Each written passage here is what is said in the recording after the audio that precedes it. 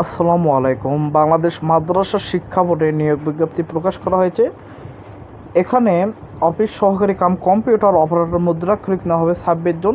যে কোনো বিষয় থেকে দ্বিতীয় বিভাগ GPA 2 পেয়ে উত্তীর্ণ আলিম সমমান হতে হবে এবং প্রতি মিনিটে বাংলা ইংরেজি মুদ্রাক্ষর লিখনে যথাক্রমে ন্যূনতম 20 ও 28 শব্দের গতি থাকতে হবে। এরপর 2 নম্বরে রয়েছে বুক রাইডার নেওয়া হবে 2 জন এবং বার্তাবাহক নেওয়া হবে 1 জন, অফিস সহায়ক নেওয়া হবে 17 জন, এরপর মালি নেওয়া হবে 1 জন, পরিচ্ছন্নতা কর্মী নেওয়া হবে 1 জন। এগুলো 8ম শ্রেণী পেয়ে উত্তীর্ণ হতে হবে এবং বুক বাইন্ডারের জন্য 2 জন নেওয়া হবে। এটা থাকবে আপনাদের GPA 2 পেয়ে উত্তীর্ণ হতে হবে। এখানে আপনারা আবেদন যেভাবে করবেন, আবেদন আপনারা অনলাইনে করতে হবে।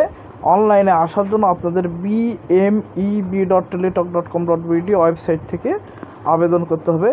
আবেদন শুরু 11/8/2026 থেকে, বয়স হতে হবে 18 থেকে 32 বছর এবং আবেদন শেষ হবে আপনাদের 3/9/2026 অর্থাৎ 3 সেপ্টেম্বর 2026 পর্যন্ত আপনারা আবেদন করতে পারবেন।